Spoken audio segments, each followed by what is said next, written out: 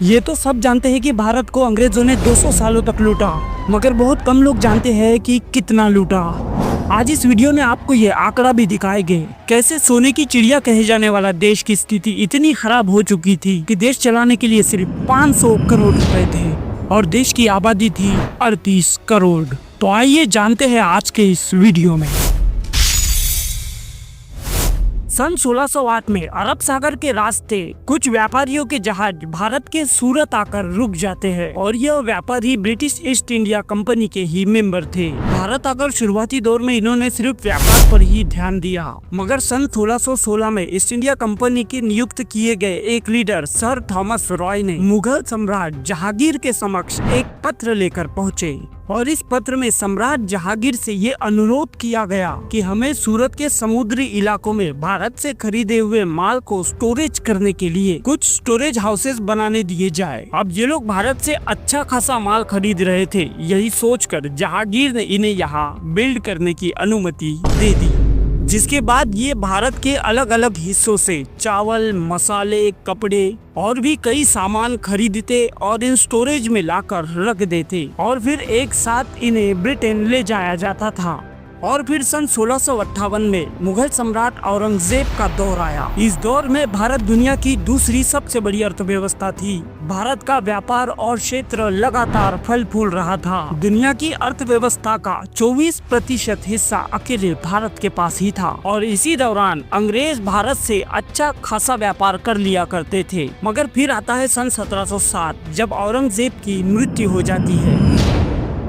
औरंगजेब की मृत्यु के बाद मुगल सल्तनत डगमगाने लगती है और भारत के अलग अलग हिस्सों के छोटे मोटे राजा नवाब अपनी ताकत दिखाने के लिए आपस में ही लड़ बैठते हैं और अंग्रेज इसी आपदा को अवसर में बदलने का प्रयास करना शुरू कर देते हैं। अंग्रेज जानते थे कि भारत की जमीन उपजाऊ है और इस वक्त यहाँ के लोगों के पास अच्छा खासा धन है और तभी अंग्रेज फूट डालो राज करो वाली नीति अपनाना शुरू कर देते हैं और यहाँ के एक राजा को दूसरे राजा से, एक नवाब को दूसरे नवाब से लड़ाना शुरू कर देते हैं और फिर भारत में फैल रहे मराठा साम्राज्य को भी इसी चक्कर में लगा देते हैं और मराठा साम्राज्य जो कि आधे से ज्यादा भारत पर अपना साम्राज्य जमा चुका था, ये भी धीरे धीरे कमजोर पड़ता जाता है और फिर अंग्रेज पूरी तरह भारत पर हावी हो जाते हैं। देश के अलग अलग हिस्सों में कब्जा जमा चुके अंग्रेज अब सन 1858 में भारत को पूरी तरह अपने कब्जे में ले लेते हैं और अपने हिसाब से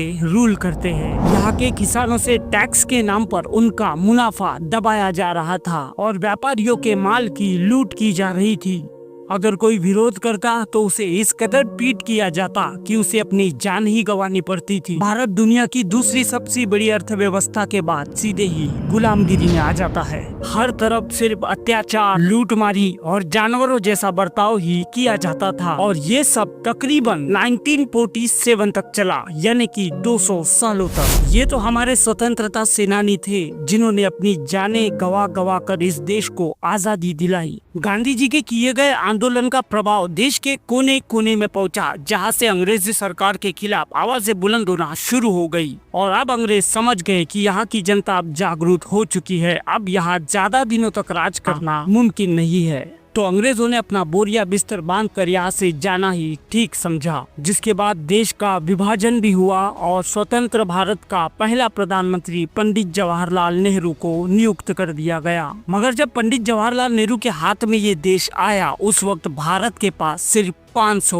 करोड़ रुपए थे। कोलंबिया यूनिवर्सिटी प्रेस के उत्ता पटनायक ने एक लेख प्रकाशित किया जिसने अंग्रेजों द्वारा भारत से लूटी गई राशि का जिक्र किया गया। वे बताते हैं कि 1765 से लेकर 1938 तक अंग्रेजों ने भारत से तकरीबन 45 ट्रिलियन डॉलर भारत से लूट कर लेकर चले गए। यह आंकड़ा आज की अमेरिकन जीडीपी से भी ज्यादा है। इतनी लूट के बाद देश के हालात इस कदर बेकार हो चुके थे कि लोगों को खाने के लिए खाना भी नहीं मिलता था। ऐसी स्थिति में पंडित जवाहरलाल नेहरू, सरदार पटेल और कांग्रेस के मंत्रिमंडल में शामिल दीगर लोगों ने अच्छा खासा प्रयास किया सबसे पहले पंडित जवाहरलाल नेहरू ने एक मजबूत लोकतंत्र की नींव रखी और इसके बाद धर्मनिरपेक्षता को लोगों के बीच लाए, जिससे लोगों के आपसी मतभेद दूर हो सके। और इसके बाद फिर भारत को आधुनिक बनाने के लिए बड़ी बड़ी संस्थाएं निर्माण करने की योजनाएं तैयार की, जिसमें IIT, IIM, UGC जैसी संस्थाएं शामिल है।